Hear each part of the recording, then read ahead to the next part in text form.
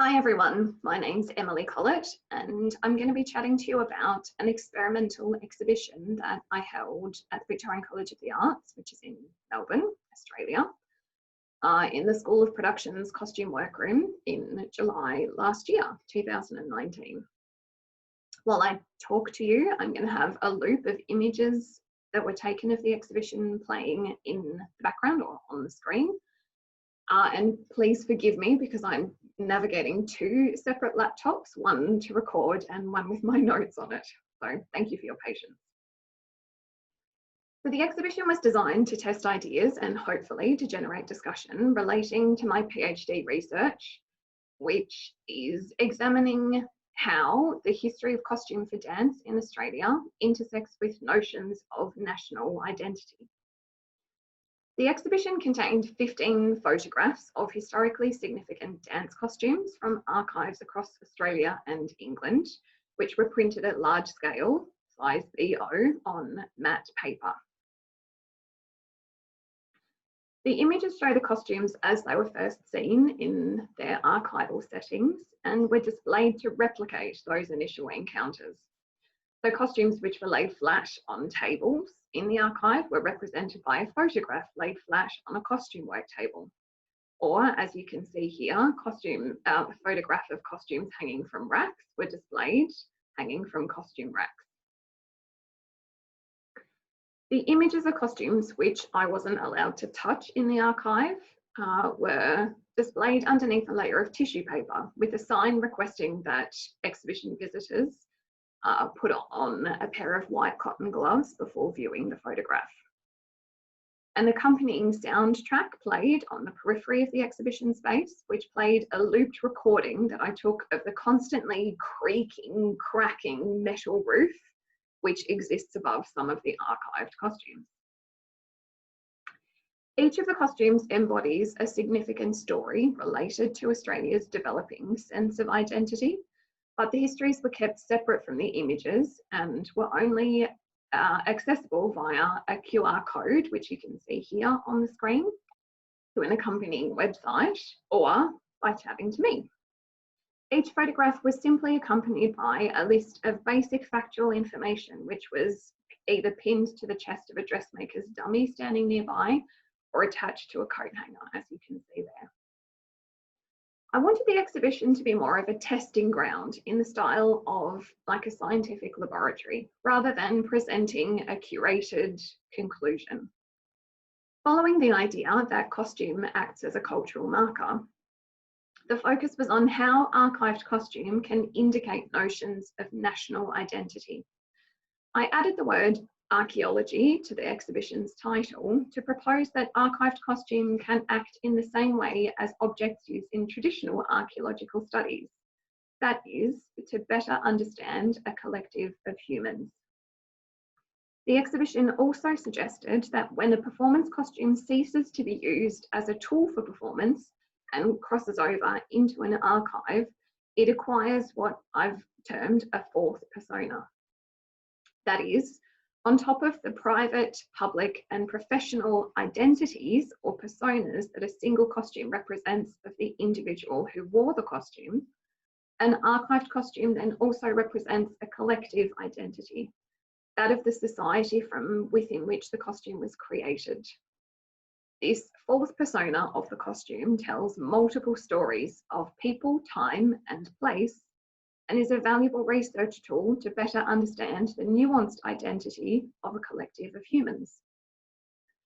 A further intention to the exhibition was inspired by Susan A. Crane's Memory, Distortion and History in the Museum, which interrogates the trustworthiness of the museum and archive as a memory institution. Alongside Michelle Caswell's article, Dusting for Fingerprints, Introducing Feminist Standpoint Appraisal, in which she suggests locating what she calls supposedly neutral and universal positions as WebCham, which stands for white, ethnically European, bourgeois, Christian, cis, citizen, heterosexual, able-bodied male presence. So she's suggesting that locating these supposedly neutral WebCham positions enables us to reverse dominant hierarchies by claiming that the view from the bottom of the hierarchy is clearer than that from the top. So in response to these ideas, I chose to add a final touch to the exhibition. Before each visitor departed the space, they were asked to answer one yes or no question, which was hidden inside a biscuit tin at the exhibition entrance. Each person was given a button and asked to answer yes or no to the question by placing their button in the appropriate jar. The question was, up until this point, did you believe the factual evidence given about each costume to be true? By asking this at the end of their journey, the intention was to raise questions of memory and truth, specifically in relation to archival practices. Who is archiving these costumes, and how are they, and the memories that they hold, being framed by the people responsible for them? Whose truth do these historical artefacts tell, and how can a performance of history, such as this exhibition, highlight inherent problems of contemporary archival and museum practices? All of the factual information given about each costume was, in fact, true. But the question provoked some really interesting discussions about what we in contemporary society choose to believe and who we inherently trust, not only in regards to our history and identity, but also in our everyday lives. Given that many of the costumes in the exhibition have direct links to Indigenous Australians, but all of them are filtered through white coloniser voices, the discussions raised by the exhibition then initiated research into ideas of the silent voices of the archive. I've been looking at Valerie Johnson, who compares archival silences to a ghostly voice or emptiness, which, when examined, proves to be charged with the energy of what's missing. Or, speaking of white settler societies in particular, Eileen Hooper Greenhill sees that new approaches to communication and learning in art museums and archives gives communities the opportunity to remember their histories, saying where formerly silent voices are being heard and new cultural identities are being forged from the remains of the past.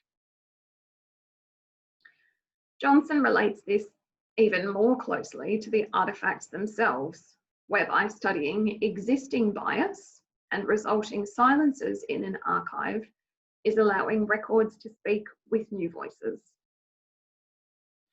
So here at the end, I've just added a couple of slides to highlight some of those quotes or things that I've just referenced. For example, WebGem, white, ethnically European, bourgeois, Christian, cis, citizen, heterosexual, able-bodied male presence, who Michelle Caswell talks about being the assumed silent voice of the archive, and that their fingerprints are, in fact, all over our history.